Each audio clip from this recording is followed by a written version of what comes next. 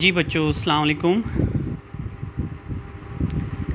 उम्मीद है सब लोग ठीक ठाक होंगे। माशाल्लाह आप लोगों की ईद अच्छी गुजरी होगी।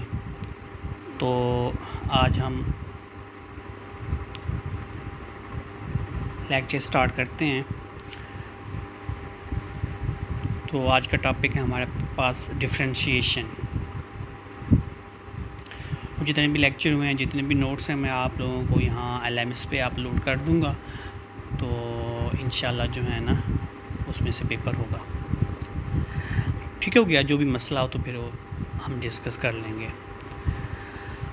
तो चैप्टर आज का है डिफरेंशिएशन। डिफरेंशिएशन क्या है इसके बारे में आप लोगों को बताना है मैंने। तो डिफरेंशिएशन जो है ये असल में रेट ऑफ चेंज होता है।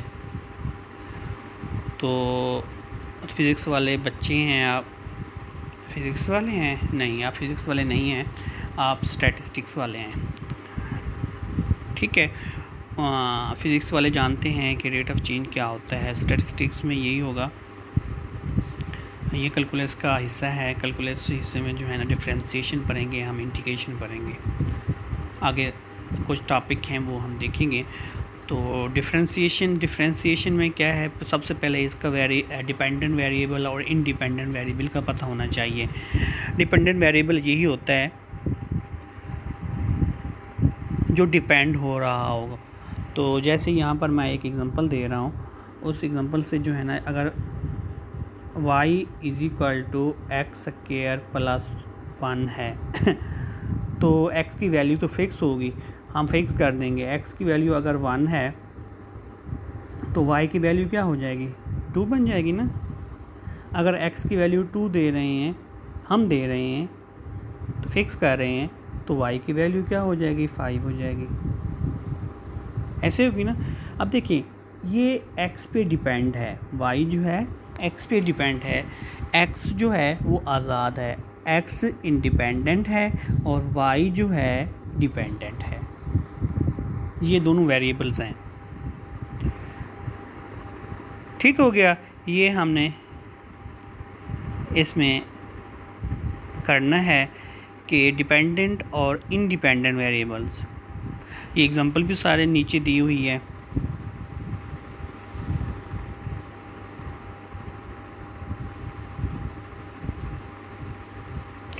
हाँ, तो ये कैलकुलस में जो है ना वो कहता है कि इसको हम ऐसे एक्सप्लेन करेंगे। y जो होता है वो f(x) के इक्वल होगा। y जो होगा वो f(x) के इक्वल होगा। हम इसको लिख सकते हैं y = f(x). तो f(x) = x² + 1, जैसे हमने एग्जांपल दी थी एक। ठीक है। अब f(x) y है, x x है। एक पॉइंट में दो वेरिएबल होते हैं ना, यहाँ पर 2 और 3, x और y। ये x की वैल्यू होगी, ये y की वैल्यू होगी। ठीक है, एग्जांपल दिया है मैंने। तो ये आप मैथमेटिक्स 1 में कर चुके हैं, लाइन को ड्रा करना। अब देखिए यहाँ पर उसने एग्जांपल दी हुई है। एग्जांपल क्या है कि ये x² + 1, वही एग्जांपल उसने दे दी है।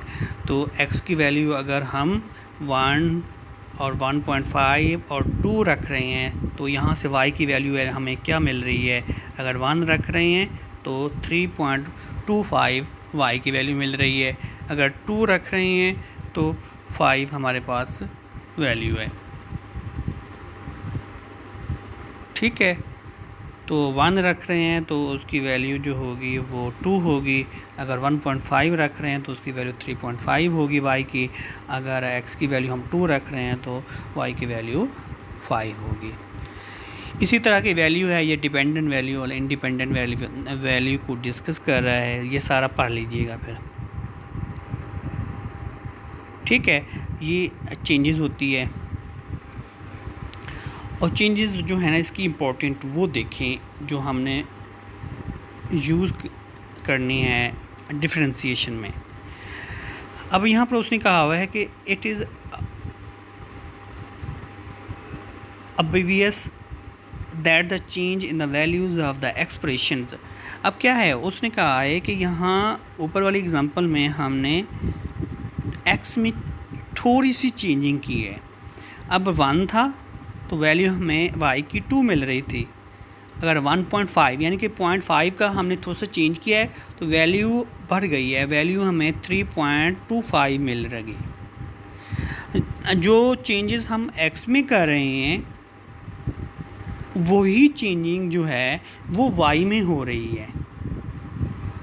तो changes in the values of Y, वो कहते हैं कि जो वैल्यूज़ हम एक्स में चेंज कर रहे हैं वही वैल्यू चेंजेस जो है ना वो हमें वाई में भी चेंजिंग मिल रही है।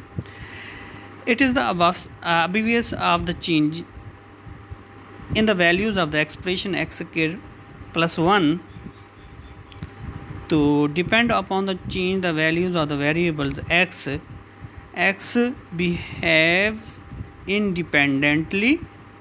We call it the independent variables but the हाँ वो कहते हैं कि x जो है वो independently जो है ना वो रवैया रख रहा है, तो इसलिए हम इसको इंडिपेंडेंट वेरिएबल कह रहे हैं। तो y जो है ना डिपेंडेंट हो रहा है, तो इसीलिए इस y को डिपेंडेंट वेरिएबल कह रहे हैं। The changes in the values of x positive हो या नेगेटिव हो, x की वैल्यू को चेंजिंग करेंगे, किस में चेंज करेंगे वो तो हमने न्यूमेरिकल फॉर्म में चेंज किया था। अगर इसको हम आर्बिट्रेरी फॉर्म में चेंज करें तो क्या होगा, x को चेंज करेंगे हम x प्लस डेल एक्स में। Del x very small length है, जो चेंजिंग यहाँ पर 1 से 1.5 में गए हैं, 0.5 जो है वो डेल एक्स होगा। ओके हो गया। अगर आप y में चेंजिंग जो वैल्यू चेंजिंग अब x में कर रहे हैं तो x की वैल्यू y की वैल्यू पहले क्या थी, y की वैल्यू पहले 2 थी, अब क्या बन जाएगी, y की वैल्यू अब 3.5 बन गई है। तो इसको अब जनरल फॉर्म में कैसे लिखेंगे, y plus del y, y को y प्लस डेल y में, x को x प्लस डेल x में चेंज कर देंगे। ठीक है, यही चेंज वो कर रहा है। ठीक है, ये लेक्चर बड़ा इम्पोर्टेंट है, इसको अच्छी तरह कीजिएगा, ये बेस है आपकी डिफरेंशिएशन की। ठीक है, अब नेक्स्ट देखें। नेक्स्ट क्या है, ये सारा कुछ लिखा हुआ है, जैसे जैसे मैंने बोला है ना, यहाँ पर वो कहता है कि x की चेंजेस जो है डेल x में है इन द वैल्यूज़ ऑफ x,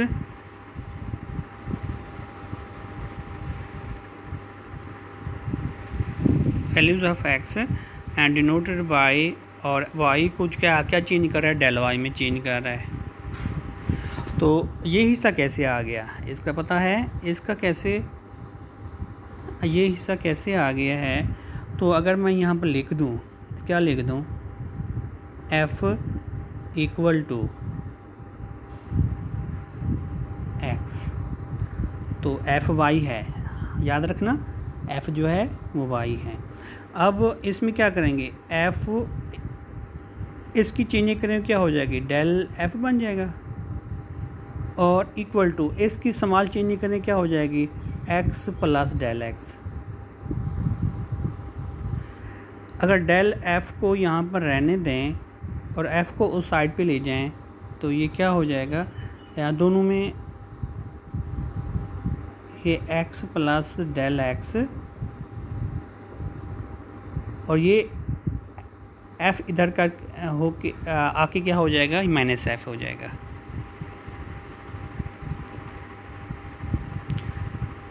ठीक है, ये चीज़ बन गई है।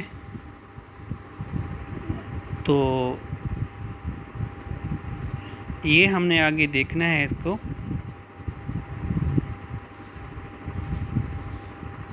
नेक्स्ट देखिए, नेक्स्ट जो है वो क्या कहता है, एवरेज रेट ऑफ चेंज।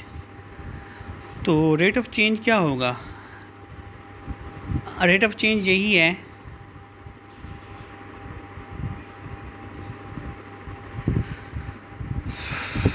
हाँ रेट ऑफ चेंज ये है कि अगर 2 पॉइंट्स हैं आपके पास, तो जैसे हमने पीछे देखा हुआ है कि पॉइंट कौन से हैं, कि पॉइंट्स यही हैं कि पहले हमारे पास x की वैल्यू 1 थी, तो दूसरी x की वैल्यू क्या थी 1.5। अब इसी को क्या कह रहा है कि इसको 3 कह रहा है।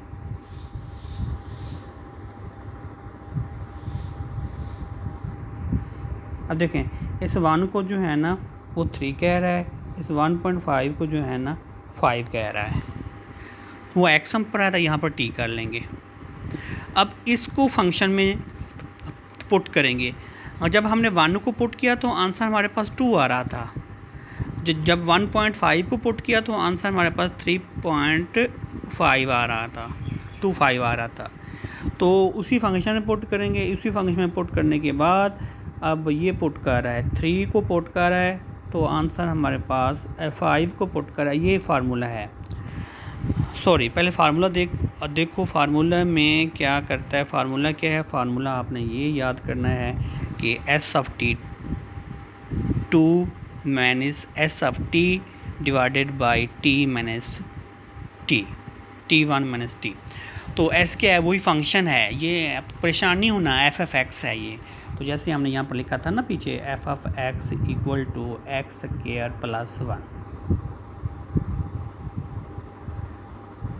तो यहाँ पर उसने क्या किया हुआ है, यहाँ पर फंक्शन ये दिया हुआ है कि एस ऑफ टी, इसको आप लिख सकते हैं, क्या लिख सकते हैं?